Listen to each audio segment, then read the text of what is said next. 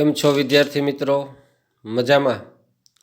ધોરણ 11 સંસ્કૃત અને ધોરણ 11ના સંસ્કૃતની અંદર આપણે સાહિત્યની અંદર કાલિદાસ અને કાલિદાસનું ત્રીજું નાટક જેનું નામ છે અભિજ્ઞાન શાંકુતલમ, જે સંસ્કૃત નાટ્ય સાહિત્યની અંદર સૌથી શ્રેષ્ઠ નાટક એટલે અભિજ્ઞાન શાંકુતલમ. આપણે એનું એક લેક્ચર જોયો હતો, અભિજ્ઞાન શાંકુતલમ, અને આ એનો બીજો લેક્ચર છે. શું સ્ટોરી હતી ગયા લેક્ચરની અંદર તમે જોઈ હતી, છતાં બી આજે પણ આપણે આ જોઈ લઈએ. બરાબર? તો ફરી પાછું આપણે યાદ કરી લઈએ કે વિશ્વામિત્ર તપશ્ચર્યા કરે છે, મેનકા એનો તપશ્ચર્યા ભંગ કરાવે છે અને શકુંતલા અને પ્રાપ્તિ થાય છે. મેનકા અને વિશ્વામિત્રની પુત્રી એટલે શકુંતલા. પણ મેનકા છે એનું કાર્ય પૂર્ણ થતાં સ્વર્ગે જતી રહે છે, જેને તો વિશ્વામિત્રનો તપ જ ભંગ કરવો હતો. પછી તો જતી રહે કે આલ્યો આ તમારી પુત્રી. વિશ્વામિત્રને તપશ્ચર્યામાં પાછું જોડાવાનું હતું એટલે તપશ્ચર્યામાં જોડાણા.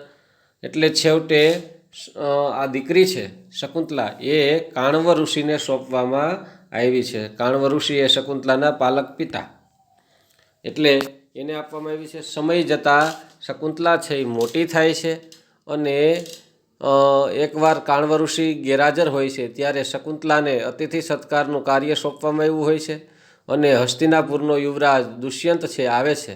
બંને વચ્ચે પ્રેમ પાંગરે છે. દુષ્યંતને ત્યાં રોકાવાનું થાય છે એટલે બંને વચ્ચે પ્રેમ થાય છે અને ગાંધર્વ વિવાહ એટલે માતા પિતાની અનુમતિ વગરના કરેલા વિવાહ ને ગાંધર્વ વિવાહ કહેવામાં આવે છે. એટલે આવી રીતના બંને લગ્ન કરે છે અને દુષ્યંત છે જતો રહે છે અને યાદી સ્વરૂપે એક વીંટી આપે છે. હવે વીંટીનું બને છે એવું કે શકુંતલા છે એ નદીએ કપડાં ધોવા કે નદી કિનારે સૂર્યદેવને અર્ધ્ય આપતી હોય ત્યારે એ દરમિયાન વીંટી પડી જાય છે, ખોવાઈ જાય છે અને શકુંતલાને ખરેખર યાદ રહેતું નથી. વીંટી ખોવાઈ ગઈ, હાથમાંથી ક્યારે વીંટી પડી ગઈ એ જ ખબર નથી શકુંતલાને. અને આ બાજુ દુર્વાસાએ શાપ પણ આપેલો હોય છે. શું શાપ હોય છે? તો કે ભાઈ તું જેને યાદ કરશો એ જ તને ભૂલી જશે. શકુંતલા દુષ્યંતના વિચારોમાં ખોવાયેલી હોય છે અને દુર્વાસા ઋષિનું આગતા સ્વાગતા કરતાં ભૂલી જાય એટલે દુર્વાસા શાપ આપે છે કે તું જેને યાદ કરશો એ જ તને ભૂલી જશે. પણ છેલ્લે બાર્ગેનિંગ કર્યું, સમાધાન વ્યાજબી, કે થોડુંક વ્યાજબી રાખો શાપ, હાવ એટલો બધો દ્યોમાં. એટલે છેલ્લે એવું કીધું કે એણે તને જે કાંઈ જો વસ્તુ આપી હોય યાદીમાં તો એ તું એને બતાવીશ તો જ તને એ પાછો યાદ કરશે. એટલે પણ દુષ્યંત છે આ બાજુ વીંટી ખોવાઈ જાય છે એટલે દુષ્યંત છે એ શકુંતલાને ભૂલી જાય છે. અને આ બાજુ જ્યારે કાણવ ઋષિને ખબર પડે છે કે દીકરી છે એ તો સગર્ભા છે, એના ઉદરની અંદર એ આકાશવાણી દ્વારા, દિવ્ય વાણી દ્વારા એને ખ્યાલ પડે છે કે શકુંતલા છે એના લગ્ન થઈ ગયા છે અને શકુંતલા છે સગર્ભા છે. એટલે કાણવ ઋષિ છે, આશ્રમના લોકો છે, ગૌતમી ને ઓલો શાર્દુરક ને નામ જે કંઈ પણ હોય છે એ બધાને મોકલે છે કે જાઓ દીકરીને સાસરે મૂકી આવો અને એને કહેજો એના ઘરવાળાને કે ભાઈ એના પિતાએ સંમતિ આપી દીધી છે ને તમે આને સહધર્મણી તરીકે સ્વીકારો. આ બાજુ શકુંતલા છે એની વિદાય થતી હોય છે. આપણે ગીત પણ ગાયું હતું અનિલ જોશીનું, સમી સાંજનો ઢોલ ઢબુકતો, અને એક બે જોક્સ કીધા હતા આનંદ તમને આવે એટલા માટે. પણ હવે શકુંતલાની વિદાય થઈ છે અને શકુંતલા છે એ હવે સાસરે જાય છે. બરાબર છે? ગૌતમી એક એની સાથે છે, આશ્રમની સ્ત્રી, એને આ સાંગ્રવને, બરાબર છે, એ બધા છે એની સાથે છે અને 4-5 આશ્રમના લોકો છે જાય છે અને દુષ્યંતને મળે છે કે ભાઈ યુવરાજ દુષ્યંતને મળવાનું છે ત્યાં હસ્તિનાપુર જઈને. કે શું કામ છે? તો કે ભાઈ આશ્રમમાંથી આવ્યા છીએ અને દુષ્યંતની પત્નીની બધા આવ્યા છે. એટલે બધા વિચાર કરે છે કે દુષ્યંતની પત્ની, દુષ્યંતે કેદી લગ્ન કર્યા? દુષ્યંતને બોલાવવામાં આવે છે પણ દુષ્યંત ઓળખી શકતો નથી કે ભાઈ તમે કોણ? શકુંતલા કે હું કોણ? ભૂલી ગયા? આશ્રમે આવ્યા હતા ને મારે લગ્ન કર્યા હતા ને ઘણી આંબલા આંબલી દેખાડી, તમે ગાડી લઈને આવીને BMW લઈને તને તેડી જાય ને જાડેરી જાન લઈને આવીને જાનમાં હાથી લઈ આવી. તો કે હાથી જ લેવા નથી, તો કે આ ટાટા એસ તો લેવો છો છોટા હાથી કરિયાવર ભરવા. એટલે એને જેવું. એટલે દુષ્યંત છે એને સાપને કારણે ભૂલી ગયો હોય છે, એને કશું યાદ આવતું નથી. એટલે ગૌતમી કહે છે કે બેટા તને ખ્યાલ છે? તું આને ઓળખશો? તો કે નહીં. તો સાંગરાઓની બધા ખીજાય છે કે રાજા આ કેવી વાત થઈ? એ ભોગવા પછી તમે એને ભૂલી જાઓ છો? આપણે શકુંતલા સાથે લગ્ન કર્યા, શકુંતલાને તમે ભોગવી છે અને હવે તમે ભૂલી જવાની વાતો કરો છો? આ તો તમારો ક્ષત્રિય ધર્મ જેવી વાતો છે. ત્યારે દુષ્યંત કહે છે કે આ સ્ત્રીના પેટમાં બરાબર છે કે બાળક કોનું હોય મને શું ખબર? મને એમ લાગે છે કે આ કોકનું બાળક હશે અને મારી ઉપર તમે આડ ચડાવો છો. આવો દુષ્યંત બોલે છે. ત્યારે ગૌતમી કહે છે કે ભાઈ આ સ્ત્રી તો એટલી ભોળી છે કે એને કાંઈ ખબર નથી, એને છળકપટ નથી આવડતી. ત્યારે દુષ્યંત કહે છે કે સ્ત્રીઓ બહુ ચાલાક હોય છે. ખાલી સ્ત્રીઓ જ નહીં, માનવેતર સ્ત્રીઓ, જે મનુષ્ય સિવાયની સ્ત્રીઓ હોય છે ને એ પણ બહુ ચાલાક હોય છે. કોયલો નથી પોતાના પક્ષીઓ છે એ કાગડાના માળામાં ઉછેરી લેતી, અર્થાત કે કોઈક બીજાનું સંતાન છે અને દુષ્યંતના નામ ઉપર તમે અહીંયા આવ્યા છો. દુષ્યંત ખરેખર ભૂલી ગયો હોય છે શાપના કારણે. આવું કાલિદાસ કહે છો. બાકી મૂળ મહાભારત છે ને એની અંદર તો દુષ્યંત જાણી જોઈને ના પાડે કે નહીં મેં લગ્ન નથી કર્યા. એનું કારણ એવું હતું કે દુષ્યંતે લગ્ન કરી લીધા હતા, પણ દુષ્યંતે ઘેરે આવીને કંઈ વાત નહોતી કરી. એને એમ થયું કે હું પછી નિરાતે કહી તા તો આ જાન સામેથી જૂતીને આવી કે શકુંતલા સગર્ભા છે ને આમને તેમને. દુષ્યંત ડઘાઈ ગયો, ઘરે વાત કરી નહોતી તો કરવું શું? પછી ગયા નાના નાના કરવા માંડ્યો. પછી આકાશવાણી થઈ, હે દુષ્યંત, તું ચાઈકલાયું કરમાં, વાયડાયું કરમાં, આ સ્ત્રી છે તારી પત્ની છે અને એના ઉદરની અંદર જે સંતાન છે તારું જ સંતાન છે. પછી દુષ્યંત સ્વીકારે છે. દુષ્યંત એ કપટી હતો મહાભારતનો. મહાભારતમાં તો એટલી જ સ્ટોરી છે, પાછળ એ નિરસ સ્ટોરી છે, એવી બધી કંઈ સ્ટોરી નથી. પણ કાલિદાસે એ હાડપિંજર જેવી સ્ટોરીને સરસ મજાની ગૂંથણી કરી અને સરસ મજાનું આલેખન આપ્યું છે. એટલે એ દુષ્યંત છે એને શકુંતલાએ પૂછ્યું હોતે કે તું શા માટે ના પાડતો હતો? ત્યારે દુષ્યંત કહે છે હોતે કે મેં મારા પરિવારને વાટ નહોતી કરી, આખી કોઈ પણ સ્ટોરી નહોતી કીધી આખી જે આપણે ઘટના બની, અને તમે એકાએક આવી ગયા એટલે મને કાંઈ સૂઝ્યું નહીં એટલે મેં ના પાડી દીધી. પણ અભિજ્ઞાન શાંકુતલનો દુષ્યંત છે તો નિર્દોષ છે, એને તો શાપ મળેલો છે. શકુંતલાના કારણે શાપ મળ્યો, એના કારણે દુષ્યંત ભૂલી ગયો છે.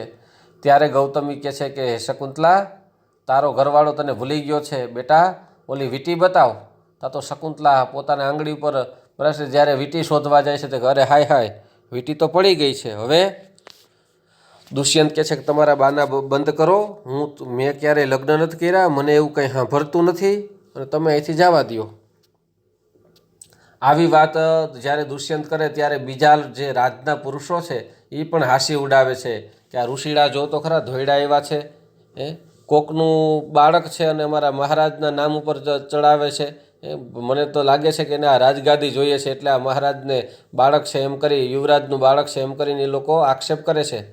શકુંતલા કે હવે આક્ષેપ કરવાનું બંધ કરો, હું ખરેખર તારી પત્ની છું. દુષ્યંતને કહે, પણ દુષ્યંત કોઈ પણ હિસાબે માનવા તૈયાર નથી, પોતે ભૂલી જ ગયો હોય છે. એટલે ગૌતમી અને સાંગરવને બધા કહે છે કે હાલ શકુંતલા, અહીંયા તો આપણું અપમાન થાય છે, આપણે જતા રહીએ. શકુંતલા કે પણ અપમાન થાય, જાવું ક્યાં મારે? આપણા આશ્રમે. અરે આ મારા ઉદરની અંદર જે સંતાન છે એનો બાપ જ એને ઓળખતો નથી તો મારી શું સ્થિતિ થશે? નહીં, હું અહીંયા રહીશ. આશ્રમના તપસ્વીઓ કે ભાઈ તારે રહેવું તો રહે, અમે નથી રહેવાના, અહીંયા અમારું તો અપમાન થાય છે. ને આ લોકો જો તો ખરા જાત જાતની વાતો કરે છે. એટલે છેવટે ઓલા લોકો જતા રહીએ છે. શકુંતલાને કે તારે રહેવું હોય તો રહે, જીવવું હોય તો જીવ, મરવું હોય તો મર, અમારાથી આ સહન થતું નથી. આ આપના આશ્રમના લોકો, આપણે તો સજ્જન લોકો છે છતાંય આ લોકો જાત જાતની આપણી ઉપર આક્ષેપો કરે છે. એ એમ કહે છે કે આ બાળક કોકનું છે ને તમે લોકો આવીને અહીંયા અમારા યુવરાજના નામે ચડાવો છો, એટલે અમારે અહીંયા રહેવું નથી.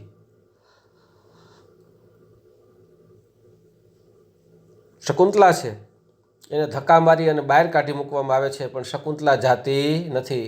રાજમહેલની બહાર 2 દિવસ 3 દિવસ ભૂખીને તરસી બેઠી રહીએ પણ કોઈ એને ધ્યાન દેતું નથી. છેલ્લે શકુંતલા વિચાર કરે કે હવે હું આત્મહત્યા કરી લઉં, હવે મારું શું?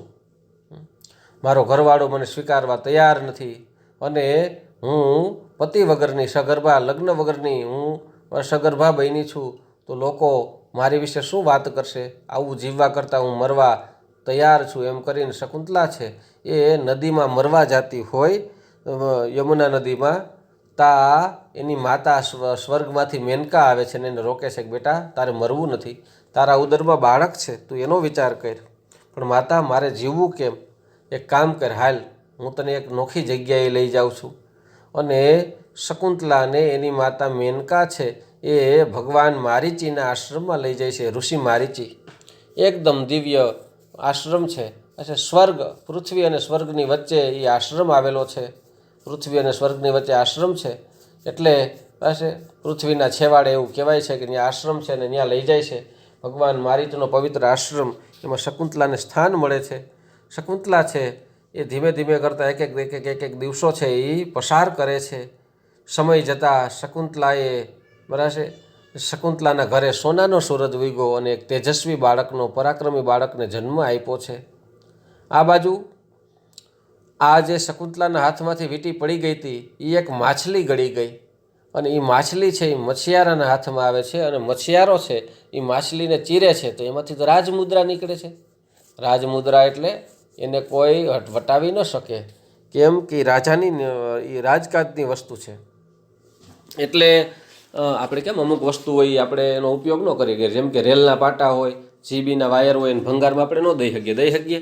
ખબર પડે કે આણે આમ કર્યું છે તો એના વર્ષે સર્વિસ થઈ જાય. એટલે આમાં પણ એવું જ છે કે રાજની મુદ્રા હતી એટલે શું કર્યું તો કે મછિયારાએ છે એ ફરી પાછી રાજમાં સોંપી દીધી કે આ અમને વીંટી મળી છે અને આમાં નિશાની રાજમુદ્રાની છે, આ રાજના લોકોની છે, એટલે અમારે રખાય નહીં. એ ક્યાંય વેચવા જાય સોની પાસે તો એ સોની કહી દે કે ભાઈ ઓલો મછિયારો છે એ અહીંયા વેચવા આવ્યો હતો આ રાજની મુદ્રા, તો બી એને જેલની સજા થાય. અથવા તો એમ થાય કે ભાઈ આ કોકે ચોરી હોય, રાજમહેલમાંથી ચોરી હોય, એમ ખબર તો ન હોય, રાજા પાસે વીંટીઓ જાતી હોય. એટલે એ વીંટી છે રાજા પાસે પહોંચે છે ને રાજા છે એ વીંટીને જોવે ત્યારે યાદ આવે કે અરે આ તો શકુંતલાને આપેલી વીંટી છે. ત્યારે રાજના લોકોએ કીધું શકુંતલા? કઈ શકુંતલા? ઓલી કાણવર ઋષિની પુત્રી નહીં? તે કે હા. તો કે મહારાજ એને તમે કેમ યાદ કરો? તો કે એ મારી પત્ની છે. તો કે શું વાત કરો છો? હા. અને હા મહારાજ એ કહેતી હતી કે હું મારી કે આ મારી પત્ની છે. એ સગર્ભા હતી મહારાજ. અરે હવે? તો કે એ એના આશ્રમે ગઈ હશે તો અહીંયા બિચારી 3 દી આપણા અહીંયા આવી હતી અને 3 દી મહેલની બહાર ઊભી રહી, પણ તમે ભૂલી ગયા ને એમ કહેતી હતી કે ઓલી તમે વીંટી દીધી ને, જો વીંટી ભૂલાઈ ગઈ ને સાપ હતો ને એવી વાત કરતા હતા કે પણ વીંટી ખોવાઈ ગઈ. જો વીંટી હોત ને તો યાદ આવી જાત. વાત સાચી છે કે આ વીંટી મેં જ દીધી હતી એને. ઓહો, એ સગર્ભા હતી, એનો મતલબ કે મારું સંતાન છે એ પણ શકુંતલાના ઉદરમાં હતું. તો કે હા. તો ચાલો ચાલો હું મારી પત્નીને તેડવા જાઉં એમ કરીને દુષ્યંત છે એ કાણવર ઋષિના આશ્રમમાં આવે છે. પણ કાણવર ઋષિ તો કહે છે કે ભાઈ દુષ્યંત, તારી પત્ની અહીંયા નથી અને સગર્ભા હતી, તેને હાચવી નથી. અમને તો એમ થયું કે ત્યાં હશે. તો કે નહીં મહારાજ પાસે, હે ઋષિ મારી પાસે નથી. દુષ્યંત એની પત્ની શકુંતલાને 4 દિશાઓમાં તપાસ કરાવે છે, પરંતુ ક્યાંય શકુંતલાનો સમાચાર મળતા નથી. શકુંતલાના ક્યાંય વાવડ જ નથી મળતા. દુષ્યંત તો રાતને દી ઝૂરે છે, દુઃખી થાય છે કે અરે રે મેં બહુ કરી. મારી પત્ની છે એ સગર્ભા હતી, મારું એના ઉદરની અંદર મારું સંતાન હતું, એ પણ અવતરવાનું હતું, અને એવા સમયે સાપના કારણે હું ભૂલી ગયો. બિચારી કઈ દિશામાં હશે, કઈ દશામાં હશે, એનું શું સ્થિતિ હશે? એ જોઈ અને દુષ્યંત છે એ તો દુઃખી થાય છે અને 4 બાજુ 4 દિશાઓમાં એની પત્ની શકુંતલાને શોધવા માટે પ્રયત્ન કરે છે. આ બાજુ ધીરે ધીરે થતાં શકુંતલાનો પુત્ર છે એ મોટો થાય છે અને એ તો બાળક છે એવો તોફાની કે વાત પૂછોમાં. આશ્રમને આખું માથે લીધું હોય. ભગવાન મારીચીનો આશ્રમ એટલો પવિત્ર ને એટલો રમણીય આશ્રમ કે વાત પૂછોમાં. એ આશ્રમની અંદર કોઈ હિંસક સિંહ આશ્રમની અંદર પ્રવેશી જાય ને તો એ ભૂમિ એટલી પવિત્ર ને રળિયામણી હતી કે સિંહ છે એની શિકાર કરવાનું ભૂલી જાય. એ ગાયના ગમાણમાં વાછડા સાથે ઘાસ ખાવા માંડે. શિકાર કરવાની પછીની વાત રહી, ઘાસ ખાવા માંડે. સાપના બચ્ચા કે સાપ રખડતા હોય તો એ કોઈને બટકું ન ભરે. કોઈ રાક્ષસો છે એ તલવાર લઈને આવે કે આ ઋષિમુનિઓને હેરાન કરી નાખવા છે, જેવો એ એન્ટર થાય આશ્રમની અંદર એટલે એ રાક્ષસ છે તલવાર મૂકી અને ખૂણામાં બેસીને ઓમ નમઃ શિવાયના જાપ કરવા માંડે. કેમ કે આશ્રમનું વાતાવરણ જ એવું તેજસ્વી અને દિવ્ય હતું કે એનો પ્રભાવ પડે એટલે માણસ છે એ દુર્જન હોય તો સજ્જન થઈ જાય. પણ આશ્રમના લોકો કોઈ પણ તોફાન ન કરે, એકદમ શિસ્ત અને સંયમમાં હાલવાવાળા. પણ આ શિસ્ત અને સંયમ આ બાળકના આચરણમાં જરી કંઈ નથી. આ બાળક તો એવો તોફાની કે વાત પૂછોમાં. કોકના ઝૂંપડા હરગાવી દઈએ, કોકના ગાય ભેંસના વાછરડા છોડી મૂકે, સાપના બચ્ચાઓને હેરાન કરે. રમતા હોય તો સાપના બચ્ચાઓને પૂંછડી પકડી આવે ને ગાયના બચ્ચાઓને ગળે દબાવે ને પૂંછડે ટીંગાય ને કાંઈક તોફાનને ખેલ કરે. એવો આ બાળક. એટલે ઋષિમુનિઓએ એનું નામ જ રાખ્યું હતું સર્વદમન. સર્વદમનનો મિનિંગ શું થાય? સર્વ એટલે બધાને, દમન એટલે દમન કરનારો, હેરાન કરનારો, બધાને હેરાન કરનારો. એવું નામ જ રાખી દીધું કે આ તો સર્વદમન છે, બધાને હેરાન કરનારો છે. અહીંયા બોલા શું કહેવાય, જન્મના દાખલામાં જે નામ રાખ્યું હોય, જન્મના દાખલામાં જ ભરત નામ હતું, પણ અહીંયા તો બધાને હેરાન કરતો. એટલે ઋષિમુનિએ શું નામ રાખ્યું? સર્વદમન, બધાને હેરાન કરનારો. બધાને હેરાન કરે, વાત પૂછોમાં, ભૂકા કાઢી નાખે એવો. બને છે એવું કે એકવાર દુષ્યંત છે એ સ્વર્ગમાં દેવતાઓની હેલ્પ કરવા જાય છે.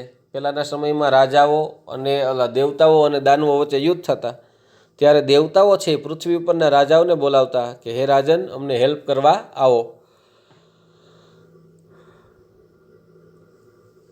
દુષ્યંત છે એ સ્વર્ગમાંથી પાછો ફરતો હોય, દેવતાઓને હેલ્પ કરી અને પાછો ફરતો હોય તો રસ્તામાં મારીત ઋષિનો આશ્રમ આવે છે. એટલે ઘડીક વિચાર કરે છે કે ભાઈ મારીત ઋષિના આશ્રમમાં હું જાઉં, થોડોક વિસામો ખાઈ લઉં, થોડુંક પાણી પી લઉં અને ઋષિમુનિઓને મળતો જાઉં. એટલે મારીત ઋષિના આશ્રમ પાસે નીકળો તા તો હજી વિચારતો હતો કે આ સમયે ઋષિઓના આશ્રમમાં જવાય કે ન જવાય. કેમ કે દરેક સમયે દરેકના ઘેરે ન જવાય. ઘણી વખત આપણે ભર બપોરે કોકના ઘેરે જવાનું ટાળીએ, કાં તો કે બપોરે એનો આરામ કરવાનો સમય હોય, જમવાનો સમય હોય, આપણે એની સાથે મિટિંગ કરવી. હા, મહેમાન થઈને ગયા હોય તો બપોરે ખાવા ટાઈમે જ જવાય ને. ફોન કરી દઈએ કે અમે 12:30 ગુડાવાના છીએ, તમે તૈયાર રાખજો. રોટલીને હોય ને થોડુંક શ્રીખંડે બનાવજો, કાં ચૂરમાન લાડુ બનાવજો, અમે પૂગી જવાના છીએ. માન્ય ને માન, મેં તેરા મહેમાન. પણ અહીંયા તો દુષ્યંત વિચારે છે કે અત્યારે તો આ ઋષિમુનિઓનો આશ્રમ છે, તો આશ્રમની અંદર જવા યોગ્ય સમય છે કે નથી, એવું વિચારતો હોય તા તો એનું જમણું અંગ છે ફરકે છે. ધબક ધબક ધબક કરતું જમણું અંગ ફરકે છે. પણ દુષ્યંત બોલે છે, મનોરથાય ન અંશશે કિમ બાહો વૃથા સ્પંદશે, પૂર્વ અવધિરિતમ શ્રેયમ દુઃખમ હિ પરિવર્તતે. મનોરથાય ન અંશશે બાહો કિમ વૃથા સ્પંદશે. હે બાહો, હે અંગ, મનોરથાય ન અંશશે, એનું જમણું અંગ ફરકતું હોય છે. એટલે કે છે કે મનમાં કોઈ ઈચ્છાઓ રહી નથી, તો હે અંગ, તું શા માટે ફરકે છે? પૂર્વ અવધિરિતમ શ્રેયમ, અગાઉ તરછોડેલું શ્રેય છે, શુભ છે, એ દુઃખમ હિ પરિવર્તતે, એ દુઃખમાં જ પરિણમે છે. અર્થાત કે મારા ભાગમાં સુખ હતું, મારી પત્ની છે, સગર્ભા પત્ની છે, મારી પાસે આવી હતી, પણ શાપના કારણે હું એને ઓળખી ન શક્યો અને એના કારણે એ સુખ હતું હું યોગ્ય સમયે એ મેળવી ન શક્યો, એના કારણે આજે દુઃખી છું ને દુઃખમાં પરિણમે છે સુખ. મારી પત્ની ક્યાં હશે, મારું બાળક ક્યાં હશે, દીકરી હોય કે દીકરો હોય, જે હોય તે, પણ હું બહુ દુઃખી છું. એટલે કે છે કે મનમાં કોઈ ઈચ્છાઓ નથી. હવે કોઈ જમણું અંગ ફરકે તો શું થાય, લાભ થશે. શું લાભ થાય? તો કે ભાઈ 1 કરોડની લોટરી લાગશે. અરે મારે 1 કરોડ, હું 50 કરોડની લોટરી લાગે તો એ નથી જોતી. મારી પત્ની અને મારું સંતાન શું કરતા હશે, મને તો એની જ ચિંતા છે. એટલે મનોરથાય ન અંશશે, મનમાં કોઈ ઈચ્છા રાખી નથી, તો બી બાહો કિમ વૃથા સ્પંદશે. હે બાહો, હે અંગ, તું શા માટે કારણ વિનાનું ધડકે છે, ફડકે છે? પૂર્વ અવધિરિતમ શ્રેયમ, અગાઉ તરછોડેલું શ્રેય હોય, કલ્યાણકારી બાબત હોય, દુઃખમ હિ પરિવર્તતે, દુઃખમાં જ પરિણમે છે. એવું જ્યાં વિચારતો હોય ત્યાં તો બાજુમાં આશ્રમમાંથી અવાજ આવે, કેલા રહેવા દે ને, લે તને ના ન પાડેલા, કોઈ હિસાબે તારે સમજવું નહીં, રહેવા દે ને, લા મૂકને. દુષ્યંત કહે છે કે અરે આ તો ઋષિમુનિઓનો આશ્રમ, અહીંયા તો બધા શિસ્ત અને સંયમમાં રહેવાવાળા હોય. વડીલો તો ઠીક, નાના નાના બાળકો પણ શિસ્ત સંયમમાં રહેવાવાળા હોય. આ કોણ છે? જેવો રાજા છે એ આશ્રમમાંથી ડોકિયા અંદર કરે છે, ત્યાં તો એક બાળક હોય છે, એ સિંહના બચ્ચાના કાનને બસ મોઢુંને પકડીને ખેંચતો હોય ને કહેતો કે સિંહ, મોઢું ઉગાડ, મારે તારા દાંત ગણવા છે. બગાસું ખા સિંહ, મારે તારા દાંત ગણવા છે. આવું પરાક્રમ કરતો તો એ બાળક સિંહના બચ્ચાને એ ખલેલ પહોંચાડતો હતો. સિંહના બચ્ચાથી રમતો હતો કે બા, હે સિંહ, તારું મોં ઉગાડ, મારે તારા દાંત ગણવા છે. રાજા કહે છે કે આ ગજબનો છોકરો છે, સિંહના બચ્ચાને આવી રીતના કહે છે. હિંસક પ્રાણી સિંહ કહેવાય, છતાં પણ એની એરે રમત કરે છે. કાંઈ વાંધો નહીં, સિંહનું બચ્ચું છે એ લગાડી દે, આ છે તે છે બધું. તા તો ત્યાં એક આપણે આશ્રમ સ્ત્રી છે, એમ કહે છે કે લા ભાઈ રહેવા દે ને, આ બાળકને રહેવા દે, આ સિંહ બાળ છે એને તું મૂકી દે બેટા, આ સિંહનું બાળક છે એને હેરાન ન કરાય, આ પશુઓ છે એ અમારા સંતાન જેવા છે, મૂકી દે ને મારો દીકરો. તે કે નહીં નહીં મૂકું, હું આનાથી રમવાનો છું. અરે પણ એ રમકડું થોડું છે બેટા, એ તો સિંહનું બચ્ચું છે. તે કે જી હોય એ મારા માટે રમકડા સમાન જ છે, હું રમી. ઓહો, બહુ કરી. એક કામ કર, બરાબર છે. બીજી એક સ્ત્રી હતું, એને કીધું કે તું જા મારા કુટીરમાં જા, મારા ઝૂંપડામાં જા, અને ઋષિકુમાર માર્કેન્ડેય છે એનો માટીનો મોર છે એ આને આપ બેટા, તું એને મૂકી દે, હું તને બીજું રમકડું દઉં. જો એટલે હું લેવા મોકલી છે જો વિજયાને, બરાબર છે. તું જા, એ વિજયાને મેં કીધું કે જા તું માટીનો મોર લઈ આવ, જા માટીનો બનાવેલો મોર. ભરત કે છે, સર્વદમન કે છે કાંઈ જ્યાં સુધી માટીનો મોર નહીં આવે ત્યાં સુધી તું આનાથી જ રમી, આ સિંહના બચ્ચાથી જ રમીશ. ઓલી સ્ત્રી કે છે કે ભાઈ આ બહુ કરી, આણે છે કોઈ ઋષિકુમાર આને બાળકને છોડાવે ને કરતાનું ગળા ચીપો દઈ દે. હાર જો તો ખરા એવો રમતિયાળને તોફાની છે, ક્યાંક બચ્ચાને ગળા ચીપો દે નહીં, દુઃખી કરે નહીં. એટલામાં જોતી હતી કોઈ ઋષિકુમાર આવે તો ખીજાય કે હે બાળક રહેવા દે, તોફાન કરીમાં, સિંહના બચ્ચાને મૂકી દે. પણ કોઈ ઋષિકુમાર તો હતા નહીં. ત્યાં રાજા ઓલી બાજુ ઊભો હતો, શ્રીમાન આને ખીજાવતો, આ જો ને સિંહના બચ્ચાને નથી મૂકતો. તો કે હે ઋષિકુમાર, સિંહના બચ્ચાને મૂકી દે. તો બીજી તરફ ઓલી જે કન્યા આપણે આશ્રમ સ્ત્રી છે એ કે મહારાજ શ્રીમાન, આ કોઈ ઋષિકુમાર નથી, આ તો આવેલા મહેમાન છે, આ પેઇંગ ગેસ્ટ હોય એવું એમ છે. આ કોઈ ઋષિકુમાર નથી, આ કોઈ બ્રાહ્મણોનો સંતાન નથી, આ તો બહારથી આવેલા કોઈક મહેમાનો છે. અહીં ઝાઝા સમયથી આ રહે છે અને અહીં મોટો જ અહીંયા થયો છે.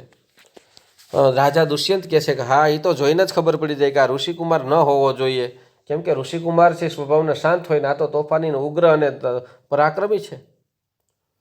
તા તો એટલામાં ઓલી સ્ત્રી છે એ ઋષિકુમાર માર્કંડેયનો મોર લઈને આવે છે કે હાલે આ માટીનો મોર. સંસ્કૃતમાં મોરને પક્ષીને શકુંત કહેવાય. શું કહેવાય? શકુંત. આલે માટીનો મોર. તો કે બેટા આલે શકુંત, જો આ શકુંતની સુંદરતા જો. શકુંત એટલે મોર. આ શકુંતની મોરની સુંદરતા જો.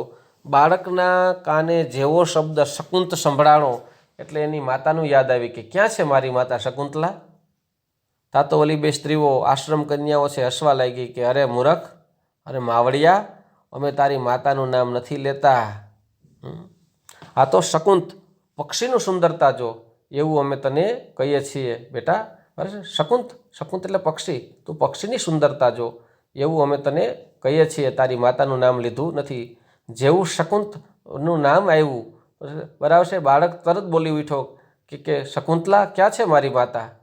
એટલે તો કીધું કે ભાઈ શકુંત એટલે પક્ષી થાય, શકુંતલાની વાત નથી કરી. તા તો દુષ્યંતના કાન ચમકા કરે, આની માતાનું નામ પણ શકુંતલા છે કે શું છે? કદાચ આ ક્યાંક ઓલી શકુંતલાનો જ દીકરો તો નહીં હોય ને, મારો જ સંતાન નહીં હોય ને, એવું વિચારે છે. જેવો માટીનો મોર લેવા હાટું સર્વદમન ભરત છે હાથ લંબાવે છે, તા તો દુષ્યંતને એના હાથની અંદર ચક્રવર્તીના લક્ષણો દેખાય છે કે આ તો મોટો થઈને ભવિષ્યમાં ચક્રવર્તી રાજા બને એવો છે. બીજી તરફ ભાઈ સર્વદમન છે એ સિંહના બચ્ચાને છોડતો નહોતો. એટલે બને છે એવું કે સિંહનું બચ્ચું છે એણે નખ માર્યો સર્વદમનને, અને સર્વદમનની બાજુ ઉપર હાથ ઉપર એક માદેડી વીંટી હોય છે ભગવાન કાણવ ઋષિએ. શેના માટે વીંટી હોય છે? તો કે સર્વદમન બહુ તોફાની છે એટલે એની રક્ષા માટે એક માદડી કરી હોય છે. અને માદડી જ્યાં સુધી હોય એની રક્ષા કરે, માદડી પડી જાય તો એ ઝેરી સાપ બની અને ભયાનક સાપ બની અને એની પાછળ પાછળ રક્ષા કરે. અને માદડીને અડવાનો અધિકાર કોને કોને હતો? કે સર્વદમનની માતા શકુંતલા, સર્વદમનનો પિતા દુષ્યંત અને કાણવ ઋષિ મારીચ ઋષિ, આ ત્રણ લોકોને જ છૂટ હતી કે જે આ માદડીને અડે. સર્વદમનને બરાબર જ્યારે સિંહે નખ માર્યો એટલે માદડી પડી ગઈ નીચે. એટલે રાજા દુષ્યંતે એ માદડી ફરી પાછી વીંટી દીધી. કેમ કે માદડીને અડવાનો અધિકાર કોને કોને હતો? તો કે સર્વદમનની માતા શકુંતલા, સર્વદમનના પિતા દુષ્યંત અને ભગવાન મારીચ, આ ત્રણ લોકોને જ એમાં એ માદડી છે એ બાંધવાની છૂટ હતી. બાકી તો એ માદડી છે એ સાફ થઈને સર્વદમનની પાસે પાસે રક્ષા કરે. એટલે જેવી માદડી બાંધી દીધી ત્યાં તો ઓલી બે આશ્રમ કન્યાઓ હતી, એની આંખો ચકડવકડ થઈને દોડતી દોડતી ગઈ ભગવાન મારીચ પાસે. ભગવાન મારીચ તો કે હા, ઓલી માદેડી છે એ નીચે પડી ગઈ હતી અને ઓલો આવેલો મહેમાન છે એણે એ માદેડી બાંધી દીધી છે. એ આવેલો વ્યક્તિ છે એ કા સર્વદમનનો પિતા હોવો જોઈએ ને કા પછી તમારી માદેડીનો પ્રભાવ ઓછો થયો હશે. તરત મારીચ ઋષિને ખબર પડી કે આવનાર કોણ છે. તરત એને બોલાવ્યો, ભાઈ તું કોણ છે? તો કે હું દુષ્યંત છું. અને બાળક કોણ છે? તો કે અમારા આશ્રમમાં આવેલી એક કન્યા છે જેનું નામ શકુંતલા છે ને એનું બાળક છે. ત્યાં દુષ્યંતને શકુંતલા અને બાળક સર્વદમન સાથે ભેટો થાય છે અને પોતાની ભૂલ છે એ સ્વીકારે છે કે હા મારી ભૂલ થઈ ગઈ હતી, હું તમને ઓળખી નહોતો શક્યો. એ સાપના કારણે પણ ઓલી મચ્છિયારાએ વીંટી મોકલી છે એના કારણે મને યાદ આવ્યું ને હું તમને વર્ષોથી આ ગોતું છું. આજે તમે અહીંયા મળ્યા છો તો હું ધન્ય થઈ ગયો છું. હાલો હું તમને હવે સાથે જ લઈ જાઉં છું. એટલે સર્વદમન એટલે કે ભરત અને શકુંતલાને રાજા દુષ્યંત છે સાથે લઈ આવે છે. ઘરે આવે છે, ખાધું પીધું રાજ કર્યું ને બટેકાનું શાક કર્યું. અને ભરત છે એ ભરત ગાદી ઉપર બેઠો છે અને ભરતનો દીકરો શંતનુનો એક મોટો દીકરો ભીષ્મ અને શંતનુની બીજી પત્ની સત્યવતી હતી. એ સત્યવતીના 2 સંતાનો હતા, ચિત્રાંગન અને વિચિત્રવીર્ય.